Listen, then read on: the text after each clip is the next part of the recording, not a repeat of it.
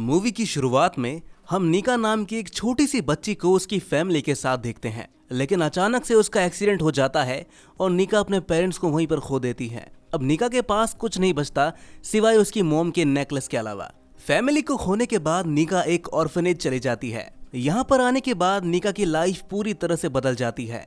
इस ऑर्फनेज में बच्चों को रोने से सख्त मना है। ना तो यहाँ पर बच्चे रो सकते हैं और ना ही अपनी इमोशन को दिखा सकते हैं।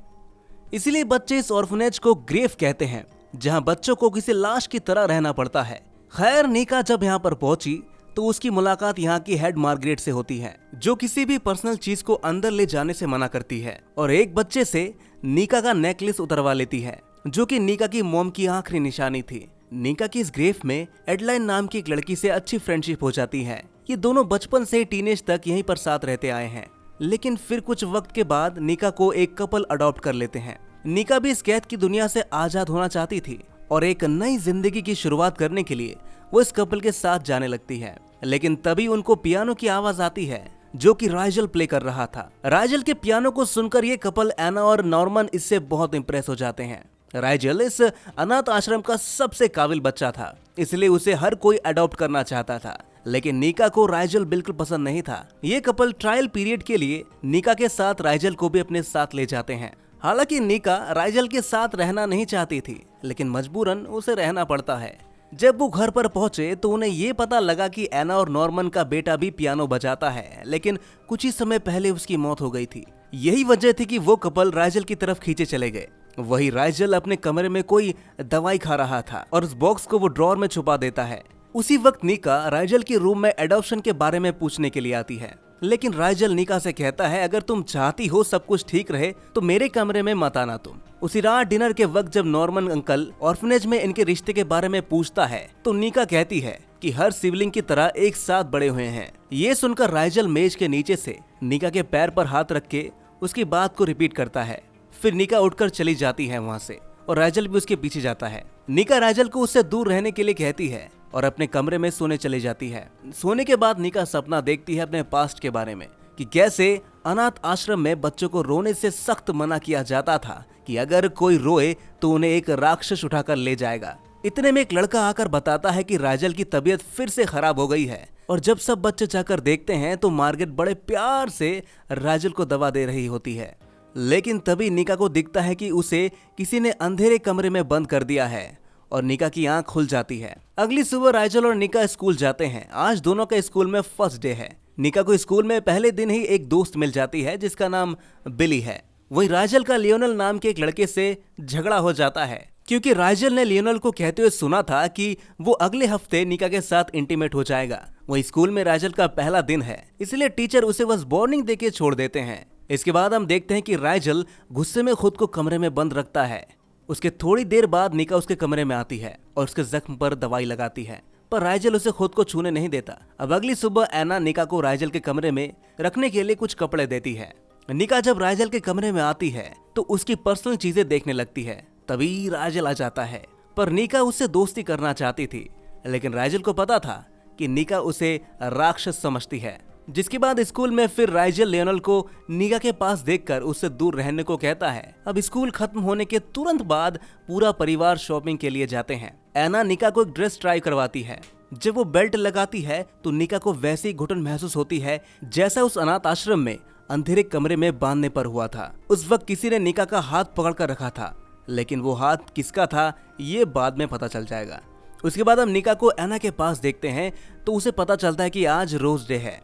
स्कूल में भी सभी रोज डे सेलिब्रेट करते हैं। बिली को अपने लॉकर में एक सफेद गुलाब मिलता है और मिकी को लॉकर में कई गुलाब मिलते हैं। वही निका के लॉकर में उसे एक काला गुलाब मिलता है, जिसे देखकर निका समझ जाती है और गुस्से से राइजल के पास जाती है और उससे पूछती है कि तुमने ये गुलाब क्यों रखा मेरे लॉकर में। पर राइजल उससे मना कर देता है और फिर वो निका को बेड में लेटवा कर उसे किस करता है। लेकिन तभी लियोनल उसके घर आ जाता है और निका उसके साथ बाहर चली जाती है और उनको साथ देखकर राइजल को बहुत गुस्सा आता है।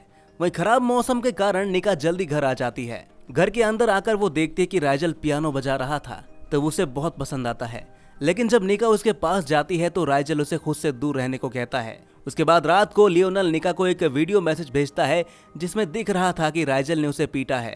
तभी राइजल घर आता है और उससे पूछता है कि तुमने लियोनल को क्यों मारा। पर अचानक से राइजल बुखार और चोट की वजह से नीचे गिर जाता है। वहीं उधर एना और नॉर्मन भारी बारिश में जाम में फंसे हुए थे। निका एना को कॉल करके राइजल की हालत के बारे में बताती है और उसे ज्यादा परेशान ना होने को कहती है और खुद राइजल की ख्याल रखती है। फिर जब निका राइजल को छूती है तो वो होश में आ जाता है और निका को खुद से दूर जाने के लिए मना करता है।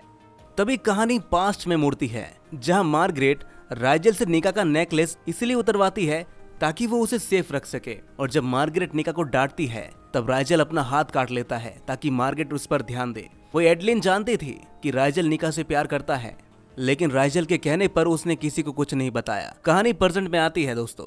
हम देखते हैं कि दोनों रात साथ में बिताते हैं और सुबह पेरेंट्स के आने से पहले जल्दी से अपने कमरे में चली जाती है निका, और फिर से वो दोनों एक दूसरे के साथ पहले जैसा बिहेव करते हैं। उसके बाद पढ़ाई करने के लिए निका मिकी के घर जाती है। मिकी बहुत अमीर है। पढ़ते पढ़ते बिली सो जाती है। तभी निका बाथरूम से वापस आकर देखती है कि मिकी बिली को किस कर रही है। मिकी निका को बताती है कि वो लेस्बियन है और वो बिली से प्यार करती है, लेकिन ये बात वो बताने से डरती है। और साथ में ये भी पता चलता है कि हर साल बिली के लॉकर में वो फूल मिकी ही रखती है। इसके बाद हम निका को मार्केट में देखते हैं। तभी उसके पास लियोनेल आता है और वो निका से पूछता है कि वो उसे नजरअंदाज क्यों कर रही है। निका बताती है कि वो उसके लिए कुछ महसूस नहीं करती जैसा वो सोचता है। ये सुनते ही गुस्से में लियोनेल उसे धक्का दे देता है, जिसे निका का बैग गिरकर उसमें रखा सामान टूट जाता है। दरअसल उसमें राइजल के लिए बर्थडे गिफ्ट था। उसके बाद घर पहुंचकर निका देखती है कि एना और नॉर्मन ने राइजल के बर्थडे के लिए एक छोटी सी पार्टी रखी है और इसमें उनके मरे हुए बेटे की गर्लफ्रेंड भी आई है।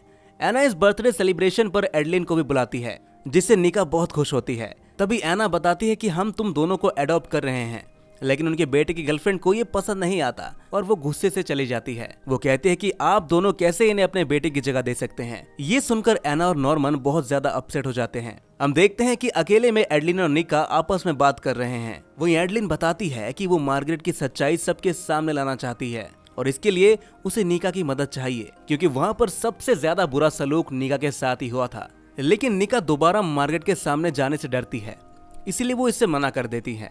वो एडलिन राइजल को सलाह देती है कि तुम्हें निका को सब कुछ बता देना चाहिए कि तुम उससे प्यार करते हो और इसी के लिए यहाँ आए हो तुम। वो ये भी बताती है कि निका का उस अंधेरे कमरे में हाथ थामने वाला तुम ही हो, लेकिन राइजल सच बताने से डरता था। उसी रात निका जब राइजल को पियानो बजाते हुए सुनती है तो उसके वो पास जाती है और वो राइजल को उससे अपना बर्थडे गिफ्ट मांगने के लिए कहती है। इस बात पर राइजल उसे अपने पास बैठने के लिए कहता है और उसे किस करने लगता है। तभी निका को लियोनेल की आवाज सुनाई देती है। निका राइजल को वहीं वेट करने के लिए बोलती है और खुद बाहर आ जाती है और लियोनेल निका से प्यार का इजहार करता है और उसे रिलेशन में आने के लिए कहता है। जब निका मना करती है तो लियोनेल से कहता है कि तुम भूलो मत, जब तुम्हारा एडॉप्शन होगा तो तुम्हारा वो भाई बनने वाला है। निका इस बात से बहुत परेशान हो जाती है और अंदर चली जाती है।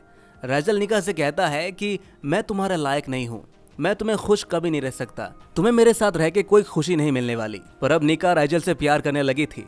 वो कहती है कि मैं तुम्हारे साथ ही रहना चाहती हूँ, क्योंकि अब वो जान चुकी थी कि उसकी खुशी राइजल ही है। वो दोनों एक दूसरे के करीब आ जाते हैं, पर राइजल को ये बहुत ही अजीब लगता है।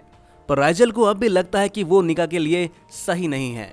अब अगले दिन निका और एना स्कूल पार्टी के बारे में बात करती हैं। वहीं थोड़ी देर में बिली भी उनके घर आ जाती है और दोनों साथ में चली जाती हैं।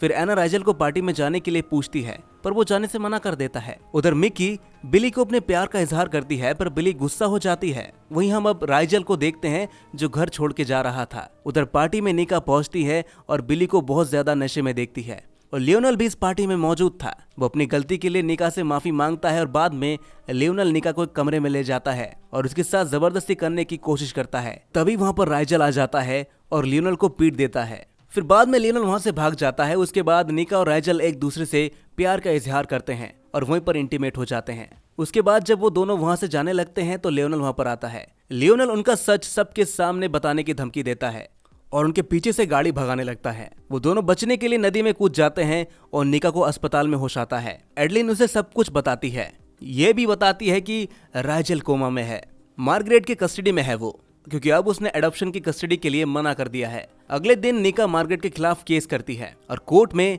अनाथ आश्रम में हो रहे अत्याचार के बारे में सब कुछ बता देती है और साथ ही निका इस केस को भी जीत जाती है और राइजल के पास आती है। अब बचपन के बाद पहली बार निका के आंखों में आंसू आता है। तभी राइजल को भी होश आता है और मूवी के एंड में हम देखते हैं कि दोनों ने मिलकर एक बच्ची को गोद लिया है और इसी के साथ ये मूवी यहीं पर खत्म हो जाती है। तो दोस्तों कैसी लगी आपको ये कहानी कमेंट में जरूर बताइएगा और ऐसी अजब गजब मूवीज देखने के लिए हमारे चैनल को सब्सक्राइब जरूर कर लीजिएगा।